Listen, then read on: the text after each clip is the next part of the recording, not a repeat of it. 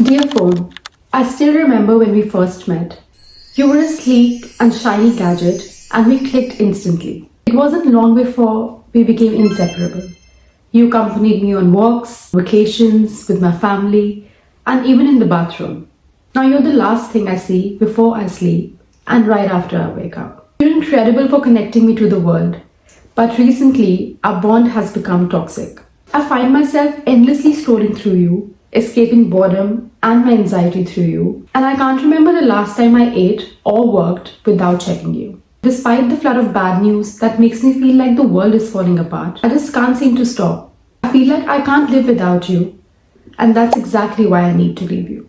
If this sounds like you, then well, you're in the right place. Doomscrolling and social media addiction is real and unfortunately is the story of most of our lives. And you're here because you realize that your relationship with your phone has become toxic and that it's taking away time from things where you could have felt better, be more productive, and got more things done. Hi guys, welcome back to my channel. I'm Sim, and today we're going to dive into strategies on how to overcome doom scrolling, your social media addiction, and how you can take your precious hours back from your phone. So grab a drink and a notebook because I'm going to dive into real actionable steps that you can take right after you finish watching this video. So these are today's video milestones and let's dive in. So let's start by talking about what doom scrolling really is and how it's affecting your productivity. Doom scrolling is essentially mindlessly and obsessively scrolling through social media, often looking at news and information that makes us feel bad about our lives and the world around us, yet not having the control to actually stop looking at social media itself. It is basically social media addiction, but on a bad trip. And this doom scrolling trend has actually increased a lot during and after COVID, because we often find ourselves hungry for more information and trying to control all of our outcomes, not realizing that we can't really find solutions to our fears and anxiety and worries on social media itself. So why can't we stop doom scrolling then, even though we know that it's bad for us? This is because social media itself has been designed by great neuroscientists and technologists who absolutely understand how the human brain works. And to increase the engagement on these social media apps, our brains have unfortunately been taken advantage of. Most of the technology that they built is actually related to manipulating a brain chemical called dopamine, whose main purpose is to respond to pleasure-related stuff and to also associate certain actions with rewards. Dopamine really makes us feel excited about things, and so when the brain realizes that it's feeling excited about something, it wants to feel that hit again and again. And although the hit feels really good at first, you might realize that you sometimes pick your phone up with no reason at all and start mindlessly scrolling through it. So that is basically the addictive cue that the brain has attached to the reward, which is picking the phone up in a hope that it will release dopamine and we will actually feel good. These dopamine hits are actually hidden in a lot of basic human brain behaviors, but are used by social media apps to make it more addictive. So as human beings, we essentially want these basic things. We don't like unpredictability. We want to feel loved. We don't want to feel anxious. We are lazy. We self-medicate and we fear our own minds. So now if you look at any social media app, you'll realize that the kind of engagement metrics that they have, which is likes, share, save, subscribe, are all related to dopamine releasing human brain behavior. So essentially what the social media companies are actually selling to the advertisers is our attention, and honestly they've been quite successful at this stage. But the obvious effect for us is that we are mindlessly scrolling on our phones, and it is taking away time from the things that actually matter to us. We're not spending time with people that actually matter to us. We're not even developing real relationships offline, and the loneliness charts have actually dramatically increased ever since the smartphones were invented. And as a result, we constantly feel unmotivated, unproductive, and are constantly running after likes and saves online, which makes us feel like there's something lacking in our own lives and that the world is falling apart, rather than looking at information which makes us feel more positive and motivated. Another thing to notice is that smartphones are making us multitaskers because we're constantly using our phones while doing other tasks. But here's the truth. Scientifically, our brains cannot multitask. In fact, most of the time we're not even able to start with the task because we're so distracted. And as a result, we're making our brains really slow and unproductive and also taking the ability to focus away from it. Our brain is also designed to keep looking for information and being distracted, and having our phones accessible all the time is doing exactly that. And this is because concentration naturally requires a lot of hard work for our brain. Firstly, the part of our brain which is called the prefrontal cortex and is responsible for self-control gets really tired when we keep feeding it information. It gradually starts to become fuzzy and then we're unable to concentrate naturally. Secondly, for concentration, our brain also requires us to ignore distractions. But like you would have guessed, having your phone nearby and switching on the notifications and looking at it again and again makes it really hard for us to ignore it.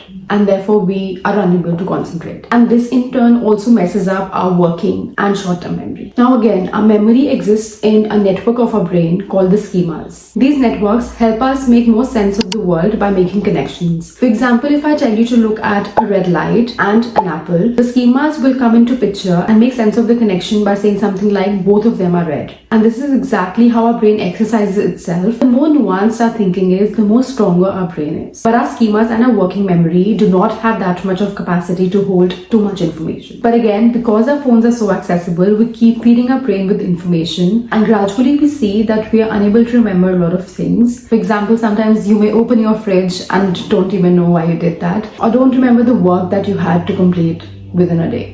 In turn, what this also does is affect our sleeping pattern and our morning routines. This happens when we scroll at night, looking through our blue screens of the phone, and when we wake up, we feel very anxious and lazy. So in the morning when you wake up and you don't know what your plan for the day is, you reach out for your phone hoping that it will give that dopamine hit that you're looking for, but instead you look at other people living their best lives and you feel even more anxious than you were before. But the problem is not you, it's your phone. When you continuously use your phone, you'll see that you've gradually lost your focus and you, as a result, feel more unproductive. And to get that dopamine hit again, you go back to using your phone. But as a result, it doesn't solve anything. It makes you feel even more pathetic about yourself. So now that we've understood what using our phones does to our brains and how it makes us feel so unproductive, let's dive into the actionable steps that we can take to actually break this vicious cycle.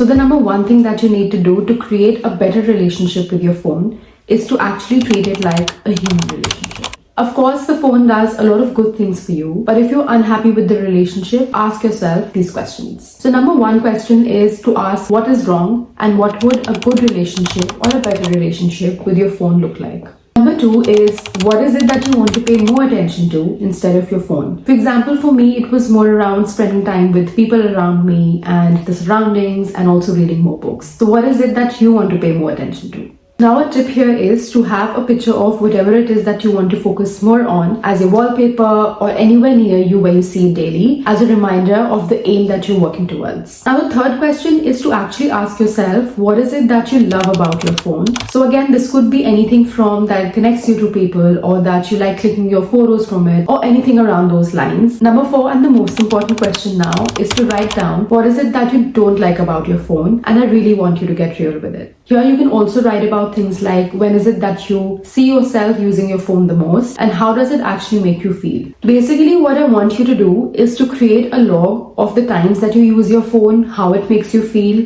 and what is it that you really want to work on. So to begin with, I really want you to take a step back and evaluate your relationship with your phone and look at the areas that you actually want to work on. Now this is extremely important because without knowing the problem, you can't really find a solution. So now you would have spent some time looking at your relationship with your phone, and now we will start by creating roadblocks to your phone usage.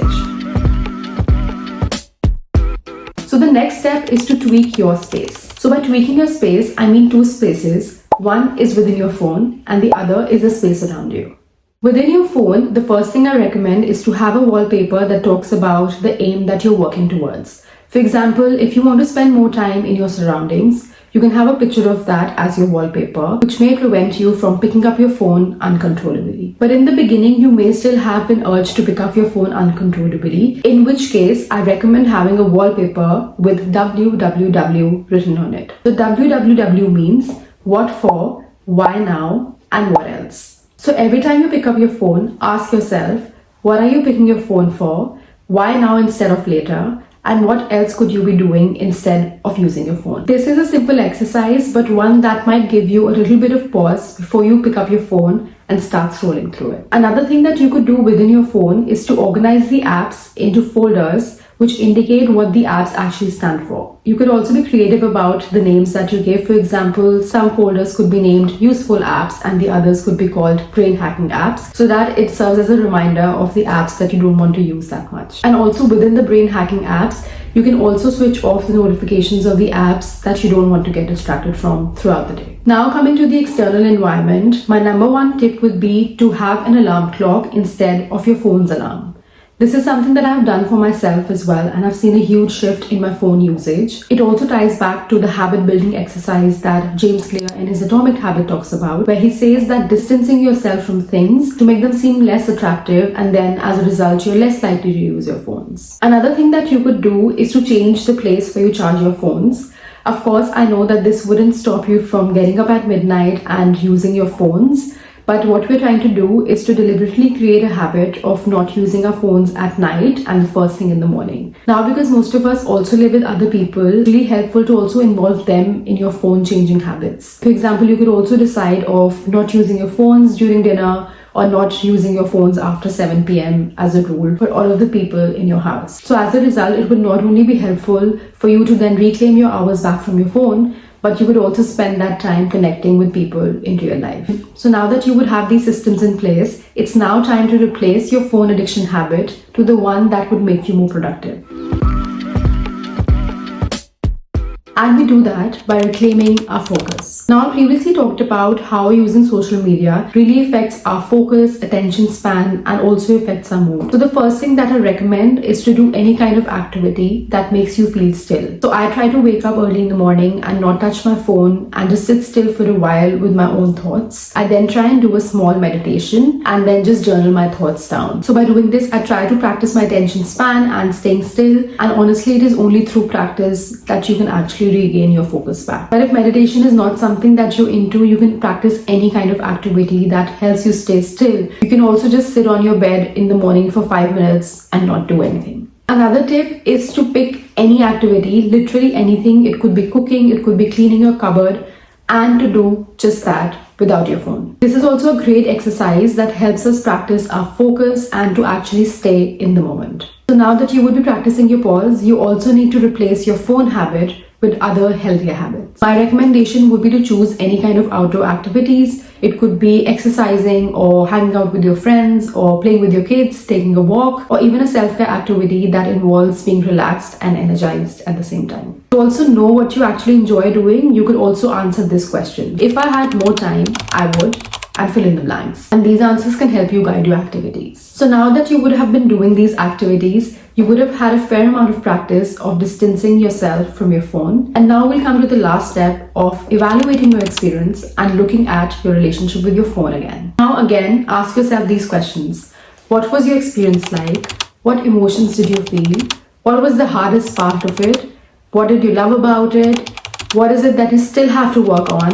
And most importantly, what did you learn from this whole experience? Now, this does not mean that you have to stop doing the activities and the measures that I just mentioned, but in fact, it's a way of evaluating your relationship with your phone, looking back at your experience, and perhaps also looking at the things that you still have to put more effort into. To also make sure that you don't again fall back into the habit of using your phone too much, I also recommend having a detox day each month where you do not use your phone at all. So what I do is that I plan a very exciting and fun day with my boyfriend from start to end, and I leave my phone at home. So you could also do that if it's also safe for you to do so, or instead you could also provide an emergency number to your friends or your family in case of an emergency. But the idea is to basically have a fun and exciting day planned, start to an end, without your phones. This evaluation phase will also help you develop a more healthy relationship with your phone, because you will be able to set more boundaries with your phone usage.